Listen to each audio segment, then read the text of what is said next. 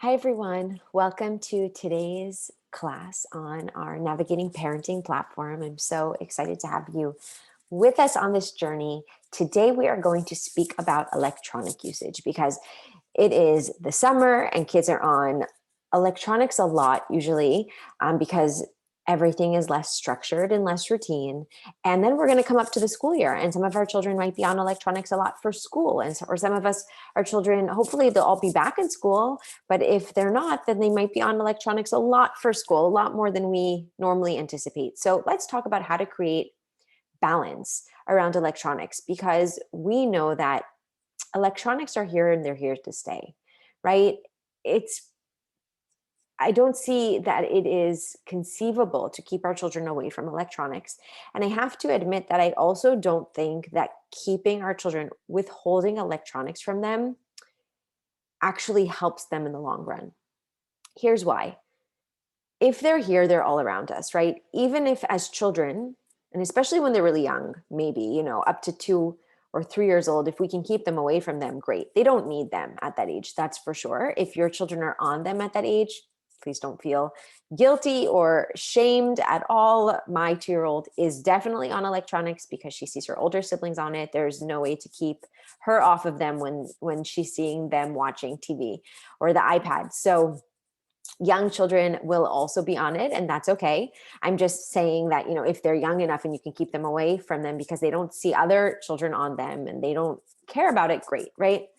But as our children get older, they'll know what electronics are. They definitely see you on your smartphone or watching TV or on the iPad or on your computer, whether it be for social purposes or for work, which a lot of us, of course, do our work on our electronics. So we spend a lot of time on it. And it's not fair to tell our children that they can't be on it if our children see us on it.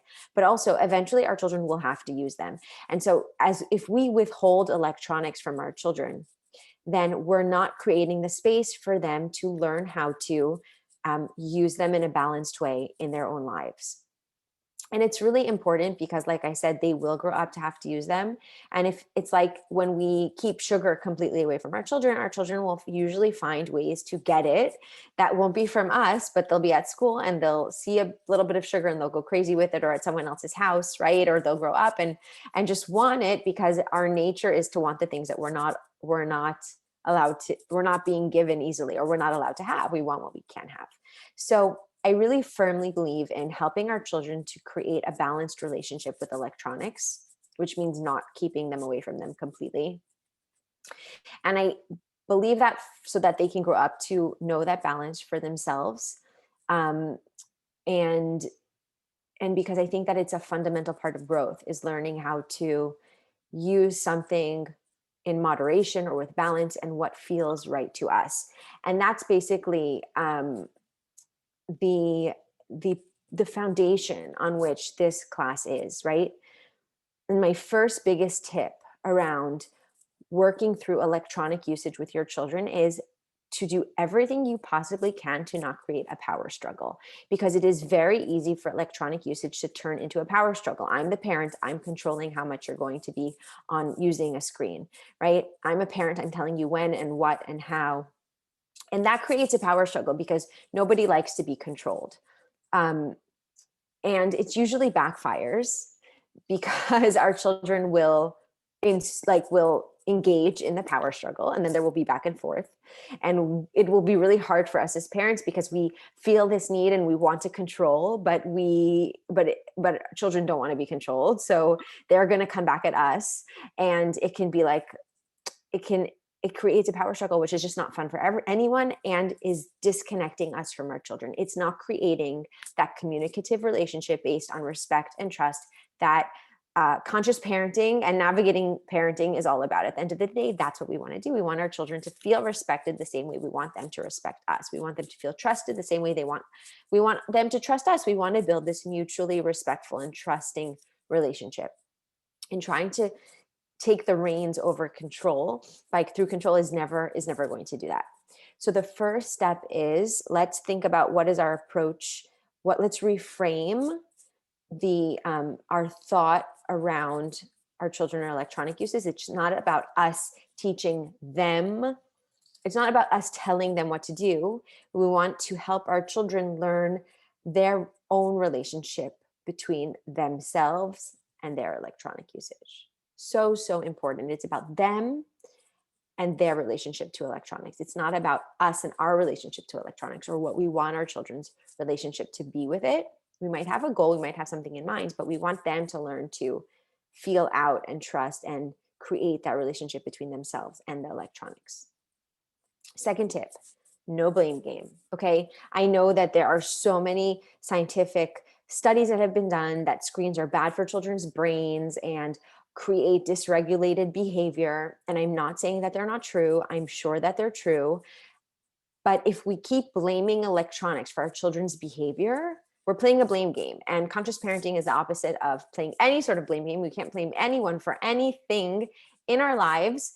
And we have to stop blaming electronics for our children's bad behavior, because what happens is then we create a black and white situation. They're going to be on electronics, they're going to have bad behavior, or they're going to act out. Or I see my kid and he's totally dysregulated because he's been on the TV for, an hour, 2 hours, or 3 hours, or half a day, or a whole day. And so he's acting out, or he can't sleep because of electronics.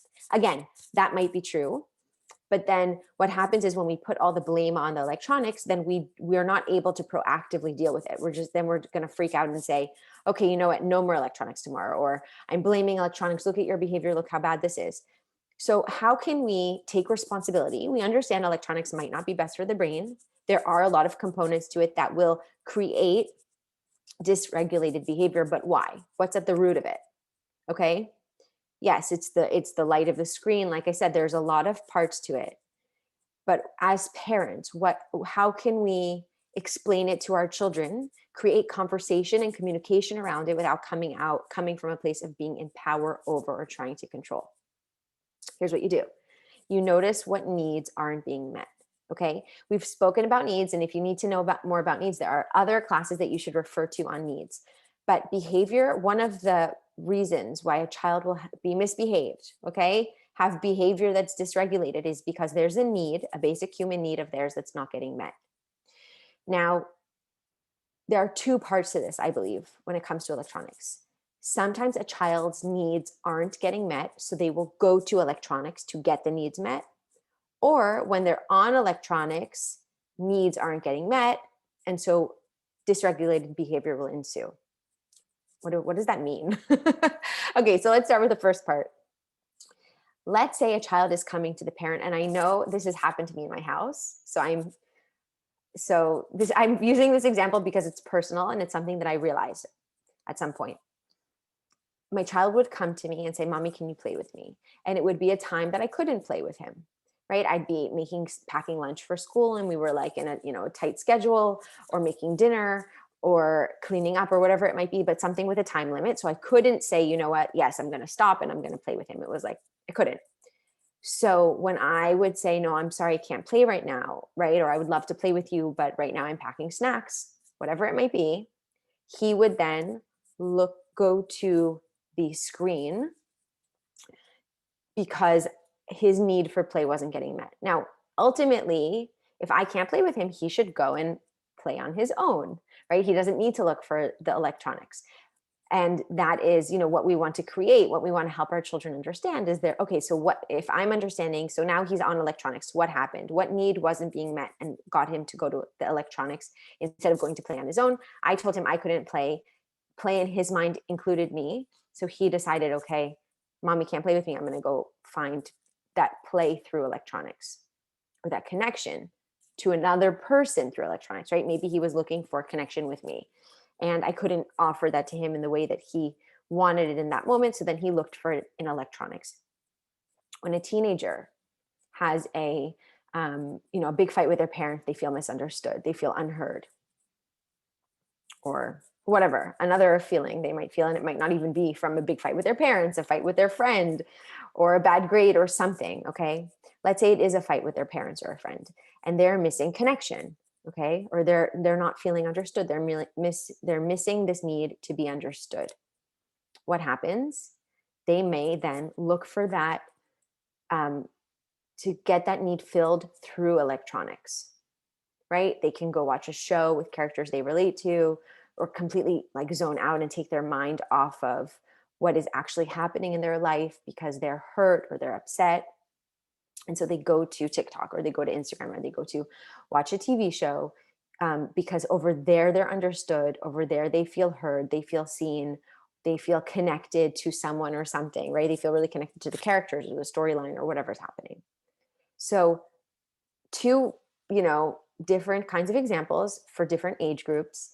Um, but the idea is the same. Sometimes when our children aren't getting a need met, they're not getting attention, they're not getting the connection that they need, they're not getting the play they need, the fun, the being understood, respect, whatever it might be. They may seek that out in electronics. And if you think about it, electronics does meet a lot of those needs, right? Because you can find, like I said, characters that are relatable, storylines that are relatable, something to engage with, even though technically no one's engaging back with you, it feels like it to some degree. So if you're in a bad mood or a bad, like there are big feelings that are coming up, it's a way to zone out and forget about them. So electronics get needs met. So this can be one reason why children are going to them. So the question is, how can we help our children learn to get those needs met without going to the electronics? Now, at the same time, when a child is watching TV or playing a game on the electronics, it feels like they're getting connection. It feels like they're, understood by these characters. But then those characters, of course, are not real. Those characters have no interaction with them. So they're not actually getting the need met. They think they are, or they're going to the electronics for the need, but it's not getting met. And that will create dysregulated behavior, right? Because there is no give and take. There is no exchange of energy. It's just like one-sided. And that's kind of dead energy, right? Like that's nothing that is actually going to nourish or nurture or feed our child. So dysregulated behavior will ensue, because even more so that the needs aren't being met, it's like I'm seeing all these other people maybe with these stories, these things are happening, and it's not happening for me, right? So it can even be reinforcing the needs the things that we want that aren't happening for us. It's like reinforcing it. So step number 2, and that's a big one, I think, around electronics. A lot about figuring out how we can help our children get their needs met without them, so they feel filled up and they don't need the electronics the same way. Now, the third step is to ask your children to start to notice, how do they feel when they're watching electronics? How do they feel after electronics? How does their body feel? How does their mind feel? Notice what their behavior is like. What is their mood like, right? You may notice it, but that's not going to help, because that can A, come out like a judgment to your child, and B, it doesn't, when someone tells us what they notice about us, it's not going to move someone to change. A person is moved to change or to do differently when they feel it, when they notice it, when they feel it inside. It's really not enough for someone else to tell it to us. It might startle us when someone tells us like something that we need to work on. It might make us think, but until a person has really come to terms with whatever it is that they should be noticing about themselves or changing or growing, nothing can actually happen with it. So it's so important for a child to learn how to notice what it is that's being affected within them when they're watching electronics. Or you can replace electronics with really anything, but in this case we're talking about electronics. So ask your child to start to notice, like, what is your mood like? Did you notice, what was your behavior like? Did you notice, how did you feel? Like, really, I want to know, was your body like feeling awesome and healthy and like you wanted to jump and run and play and you were in a great mood? Or were you feeling like kind of down and kind of annoyed or kind of frustrated? Whatever it was, like, how did you really feel? And they might be able to say that, like, I needed like a 30 minutes of chill out, or even an hour, depending on the age and what it is. And like after an hour, like I was able to relax and calm down, kind of like chill. But then if I like went past that hour, my body didn't start to feel good. But that hour just gave me like a reprieve, like a relaxing time. Like I got to go into a character, which, by the way, is not a bad thing, right? To be immersed in characters and imagination and fantasy, depending on what it is, it can be really nice. Sometimes we do need that mind break, I think.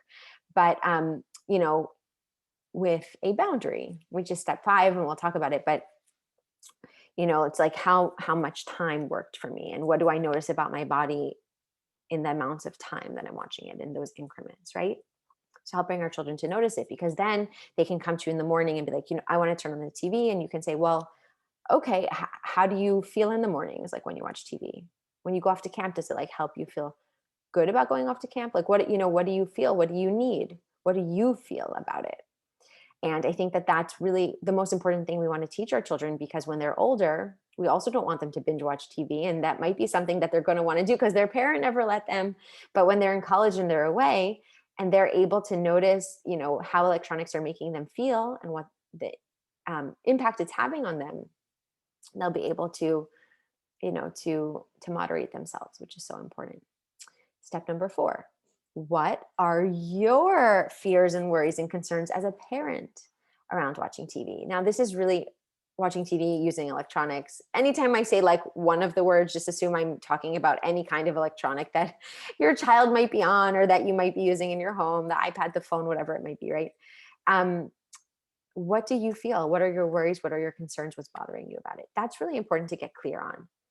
Sometimes we get triggered and then we take it out on our kids. Like, we read something online. It told us electronics are really bad. Our child acted the exact same way one day and we saw it. And so we got totally triggered. Oh my God, my child is going to be on drugs and not be able to, handle or moderate themselves because they watched too much TV when they were younger. And so that day we decide, okay, I'm totally triggered. I'm super upset. This is over. This is done, which is a reaction that's way out of proportion based on a concern that we have.